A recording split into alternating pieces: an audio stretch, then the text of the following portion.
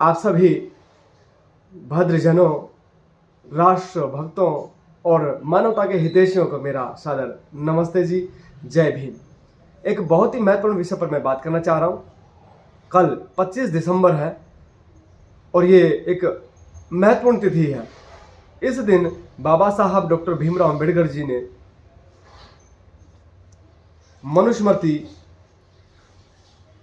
इसका दहन किया था और उसी से प्रभावित होकर बिना सोचे समझे, बिना इस मनुस्मृति को पढ़े, पूर्वाग्रह को मस्तिष्क में धारण किए मानवता के दुश्मन बहुत सारा जहर उगलते हैं, जो ना समाज के लिए हितकर है, ना राष्ट्र के लिए हितकर है, ना मानवता के लिए हितकर है। पहले आप ये वीडियो देखिए, फिर मैं आपसे बात करता हूं।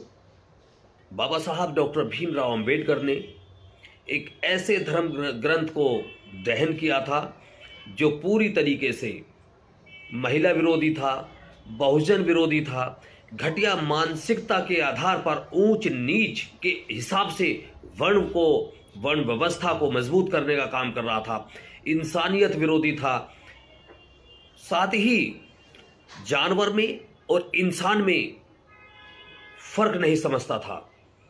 ऐसे धर्म ग्रंथ को आपने वीडियो देखी होगी। ऐसे मानवता के दुश्मन अपनी बुद्धि को दूसरे के चरणों में गिरवी रखने वाले बहुत सारे व्यक्ति हैं, आपको मिल जाएंगे, ये रखना।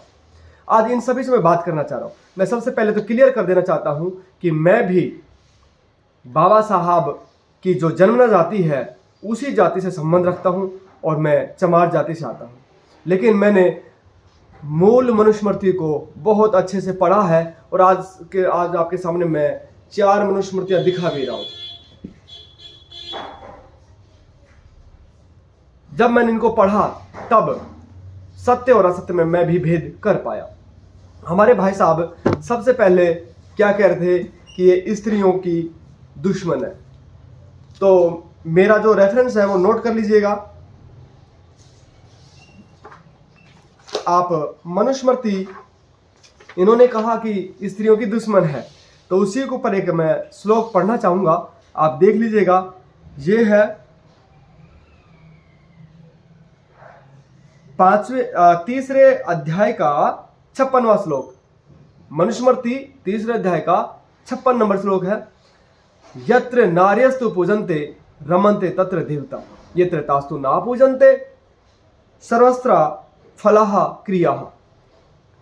इसका अर्थ है कि जिस घर में, जिस कुल में नारियों का सम्मान होता है वहां पर देवतुल्य संतान पैदा होती हैं, और जिस घर में नारियों का सम्मान नहीं होता, दुख दिया जाता है, उनके साथ में मारपीट की जाती है, वो कितना भी धर्म का कार्य कर ले वो कभी फलीभूत नहीं होंगे। आदरणीय जी, नोट कर लीजिएगा और आप तक भी मेरी वीडियो पहुंचे इसके लिए मैं निवेदन करूंगा आप सबसे कि इसको शेयर कीजिएगा। दूसरा, आपने ये कहा कि बहुत ज्यादा अत्याचार किया, ये मानवता की हितैषी नहीं है, आपने कहा ना। तो उसी के संदर्भ में आप 8वें अध्याय का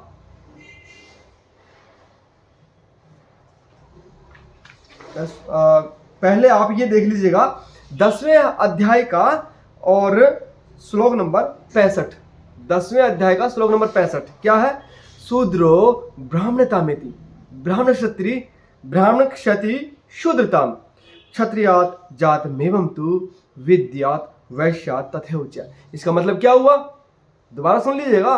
मनुस्मृति 10वें अध्याय का 65वां श्लोक पढ़ा है मैंने कि एक शूद्र किसे कहते हैं? जन्म से शूद्र नहीं होता श्रीमान जी। और ये बात बाबा साहब डॉक्टर अम्बेडकर जी ने भी हू वर द शूद्र आज पुस्तक में लिखा है कि आर्यकालीन जो शूद्र होते थे वो आज वाले शूद्र नहीं है, जबरदस्ती बनाया गया, बने हैं अपने स्वार्थों के लिए।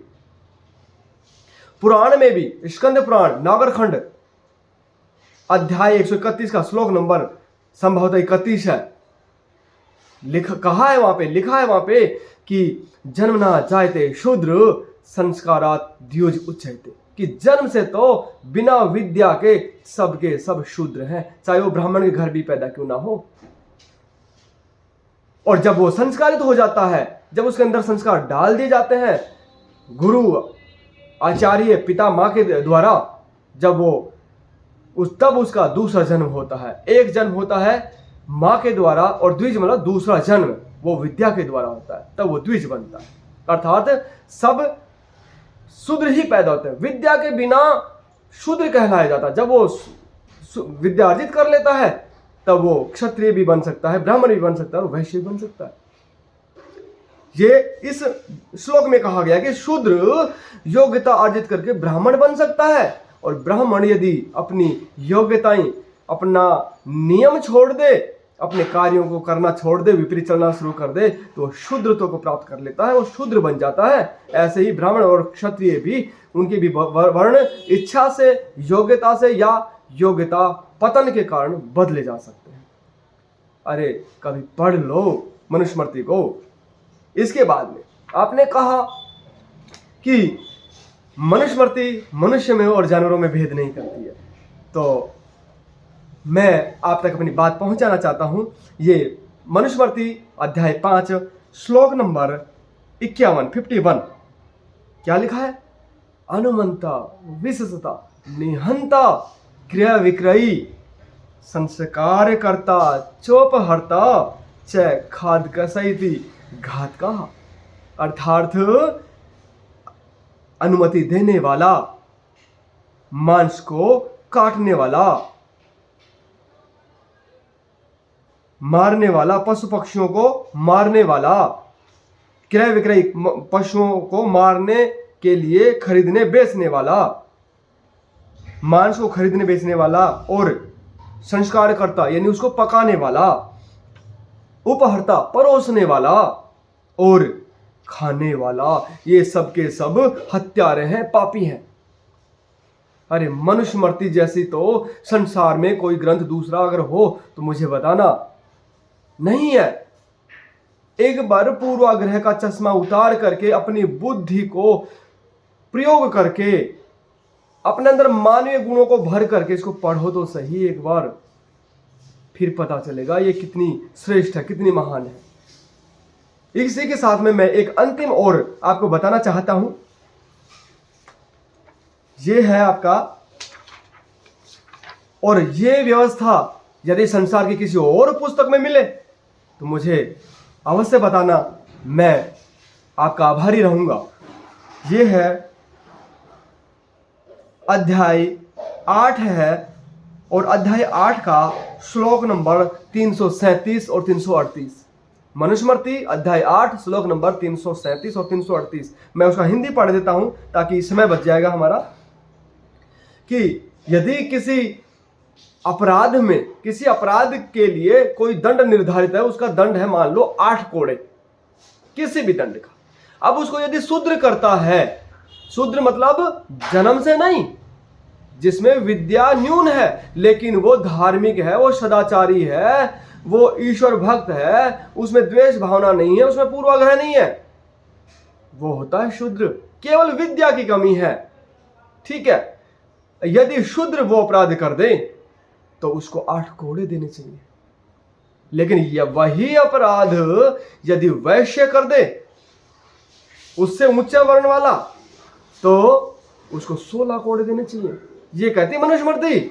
और यदि यही अपराध यदि क्षत्रिय कर दे, वैसे से भी ऊपर वाला, तो उसको 16 नहीं 32 देने चाहिए।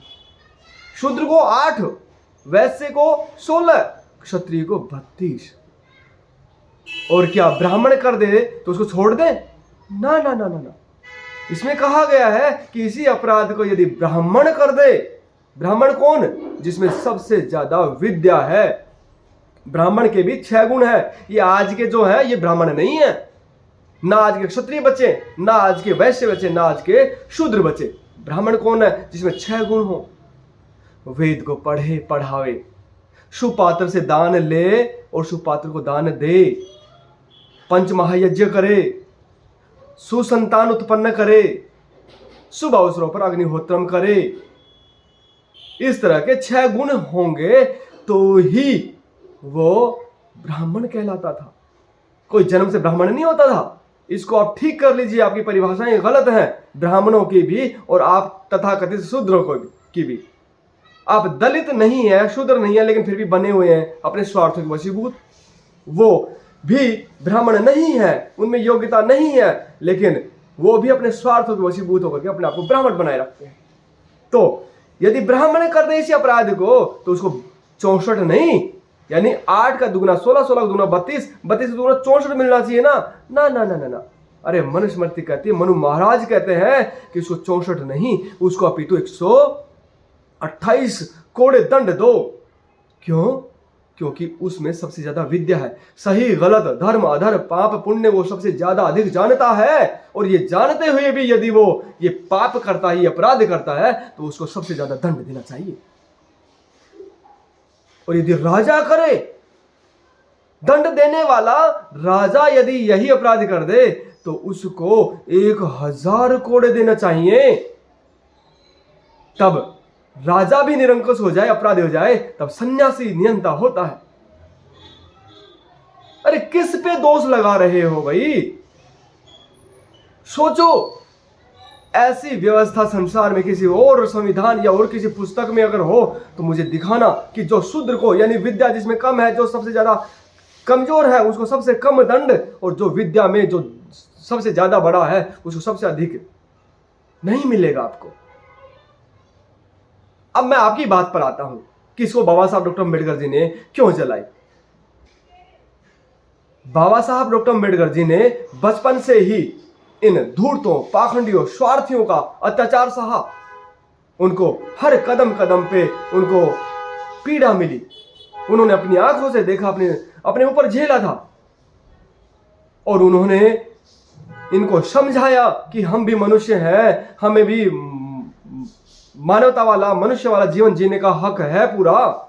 लेकिन इन दुष्टों ने, इन पाखंडियों ने, धूर्तों ने अपने स्वार्थों के चलते हुए उनको वो अधिकार नहीं दिया। यद्यपि मनुस्मृति की वो दुहाई देते थे, लेकिन मनुस्मृति की बातें ठीक ठीक मानते नहीं थे।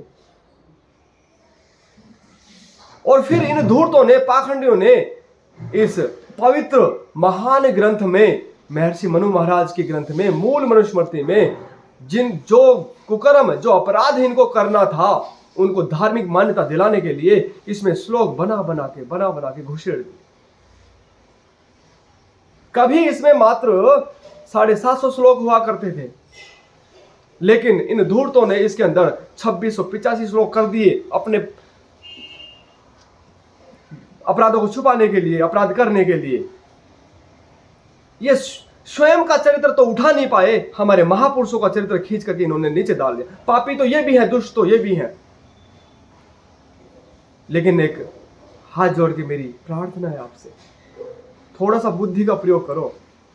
बाबा साहब डॉक्टर अम्बेडकर जी ने जो 1950 में संविधान दिया था, मेरे पास है संविधान,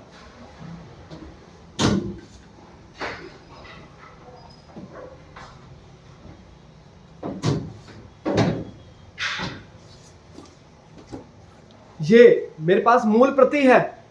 1950 में जो बाबा साहब डॉक्टर अम्बेडकर जी ने और बाकी जो सदस्य थे उन्होंने जो सौंपा था, वो ये मनुस्मृति संविधान है, मूल संविधान है। ये बाबा साहब ने जो मूल संविधान 1950 में सौंपा था, आपको क्या लगता है कि आज 70-75 सालों में जो संविधान, ये आधुनिक संविधान है, आज का संविधान है, क्या ये और ये एक ही है?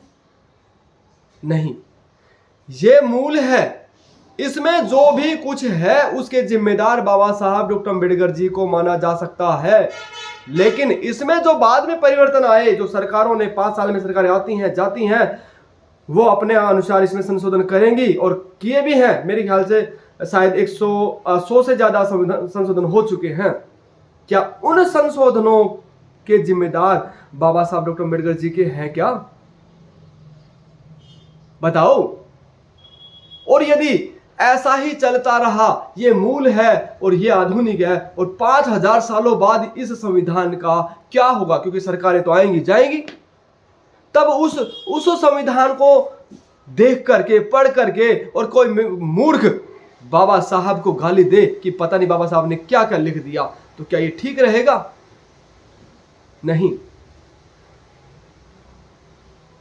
बाबा साहब ने इसमें जो लिखा है उसके लिए बाबा साहब जिम्मेदार हैं, और जो बाद में अमेंडमेंट हुए हैं, संशोधन हुए हैं, जोड़ा है या कुछ घटाया है, उसकी जिम्मेदारें जो जिन्होंने किया है वो होने चाहिए। ठीक इसी तरह से विशुद्ध मनुस्मृति 1938 में आ चुकी थी, 1938 में, और ये लगभग 1975 के आसपास ही डॉक्टर सुरेंद्र कुमार जी हैं, ये गंगा प्रसाद उपाध्याय जी ने लिखी है। एक महात्मा तुलसीराम जी ने भी लिखी है, मैंने सभी का स्वाध्याय किया है। तो आप भी यदि मानवता के हितैषी हैं, राष्ट्र के भक्त हैं, राष्ट्र को अपना चाहते हैं, समाज को टूटना नहीं चाहते, इस राष्ट्र को टूटने से बचाना चाहते हैं, इसको खंड खंड नहीं करना चाहते, तो आप मानवता को धारण करके और एक बार विशुद्ध मूल मनुस्मृति पढ़िए और फिर आंखें मिला करके देखिए कि क्या आप जो अनगरल बातें, आधारहीन बातें, समाज को तोड़ने वाली बातें, राष्ट्र को खंड खंड करने वाली बातें जो करते हैं, क्या ये उचित है? और फिर भी यदि कोई